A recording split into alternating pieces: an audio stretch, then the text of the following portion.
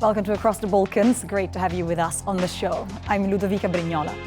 Romania is preparing for the most expensive purchase in the history of its armed forces. Romania's defense minister has officially requested legislative approval to modernize its air force. In April, Romania's Supreme Defense Council approved the purchase, and with Parliament's approval, the process would start this year. The military is planning to spend $6.5 billion for 32 F-35 fighter aircraft. The amount also covers engines, staff training, logistical support and ammunition. In the second phase, it also plans to buy one squadron of 16 jets.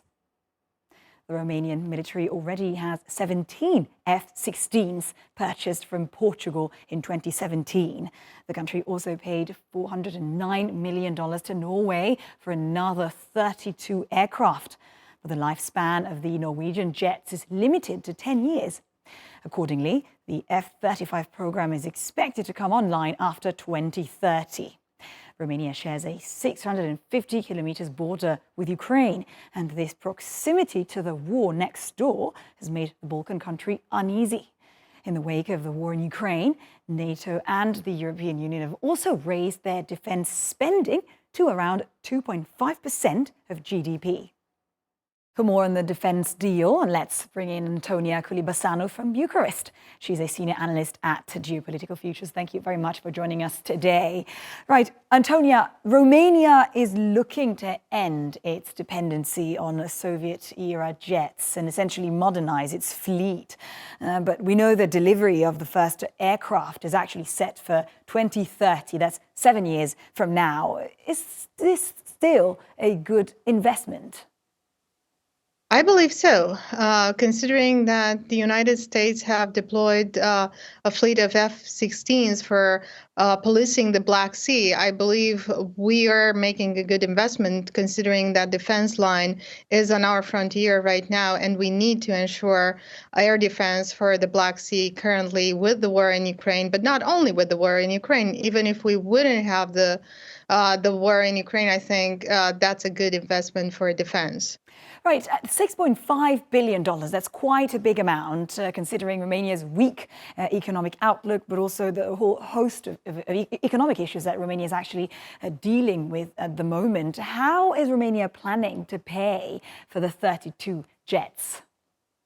Well, as you know, the expenditure on defense has grown in Romania to go beyond 2%. And this is not in 2023. It is actually in 2022 that we have budgeted for this amount of money. So I do believe that we do have enough funds to cover it, considering that this is a national security matter. As for the weak economic prospects, I wouldn't be so sure about them, considering, well, we are in an economic war, and we are also seeing risks, but also opportunities having to do with the war itself and having to do with the prospect of investment in infrastructure and everything else that is supposed to actually pay back. Interesting that you say that expenditure in defense has actually gone up and that you expect it to pay back at this point. How long is it going to take for the new fleets, in your opinion, to actually be completely operational? And also, what are the total costs, not only for the purchase itself that we talked about, but also annual costs, such as the maintenance of the new fleet? Considering my background, I would say that this is not about paying back on the short term. Defense is about paying back on the long term. And given this, the new containment line between the Baltic Sea and the Black Sea of NATO, I think all the countries around the Black Sea, as all the countries around the Baltic Sea, are supposed to invest in the very basic needs of maintaining infrastructure for defense. And this is the paying back with day number one. This is what is needed to show right now to Russia and to our other enemies that are likely going to show up if sooner rather than later, considering we are dealing with a conflict zone as well. So our risks are evolving, and we are seeing Romania taking the necessary steps in the region to make sure that the middle corridor, which stretches from Asia into the Black Sea through Constanza, but also through Turkey, I might say, needs to be secured. And how else without defense, Vera? That's correct. And on this point, Antonia, Romania has one of the largest European ports, right, on the Black Sea, increasing then its exposure to Russian attacks on Ukraine. But what other threats is Romania also facing, considering its very strategic location? Well, considering the very strategic location, the threat number one, as you well said, is Russia. However, given that we are in a conflict zone and the Black Sea is basically a war zone, we have to take into consideration everything related to potential risks for shipping. And given that the middle corridor that I've just talked about is stretching now into Europe, also through Constanza, as it is through Istanbul, we do have to take into account all risks having to do with Asia and cyber risks also having to do with jamming from Russia and other players in the Black Sea that do not necessarily want to be seen in the Black Sea. So a sort of a dark zone into piracy elements, but also into military elements and spying effects are certainly on the growth. If I were to talk about the long-term perspective of the conflict in Ukraine. So many threats that Romania is facing, a strategic location, but also very complex at the moment, right? And a question on the EU and NATO, because Romania's EU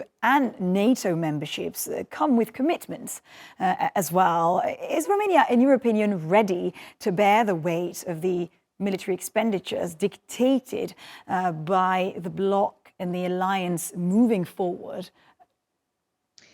Well, I believe that Romania is very much on board with NATO and with the EU investment in security. The main question that we have right now at the European level is related to how much security is actually the European Union likely to be able to invest in, and what that security looks like. As you are probably aware, the European Union is discussing the budget to take into account the effects of the pandemic, but also the effects that the Ukrainian war is having on the European Union. So we are negotiating internally in the European Union regarding the reconstruction of Ukraine and what this means, but also regarding our own defense and our own security. That said, Romania, on the very specific European security element of economic diplomacy, if you'd like, has said that it is going to invest in the development of a new energy project in the Black Sea. That needs to be secured. Therefore, we need to invest in defense. So everything is connected and everything is political at the end of the day. But I would say that Romania, as a frontier state, is taking the necessary steps, maybe beyond other European players at this point. One last point. Is this last move somewhat of a signal? Romania had for decades been in the orbit of the then USSR and later of Russia. But after joining NATO and now that it is looking to shed its Soviet-era weapons, is Romania in a way further signaling it will now fully integrate with the West and keep its distance from Russia? Well, I think that if we hadn't managed to signal this in 2001, when we fought along with NATO allies in Iraq and Afghanistan, and then further on in other operation theaters, I believe this is rather late to say that we are now integrating. What is to say is that Romania's strategy from the very beginning was to align with the West and to basically show that in practice that we are standing by when the West needs us to stand by, because we are the West. We are now on the frontier and defending Europe and defending the North Atlantic Alliance against the Russian threat and other threats that are to arise maybe from the Black Sea and other areas of the world. Being on the frontier needs us very much aware of our defense needs. And this is not only our defense needs, it is also NATO and the EU defense needs. So if we are signaling anything to NATO and to the EU, is that they should probably take on the very same steps and get to invest in their own defense and be aware of the risks that other countries like Russia, but not only, are posing to their own security. Unfortunately, we are running out of time, but Antonia Kulibasanu, very, very interesting. Thank you very much for being with us today.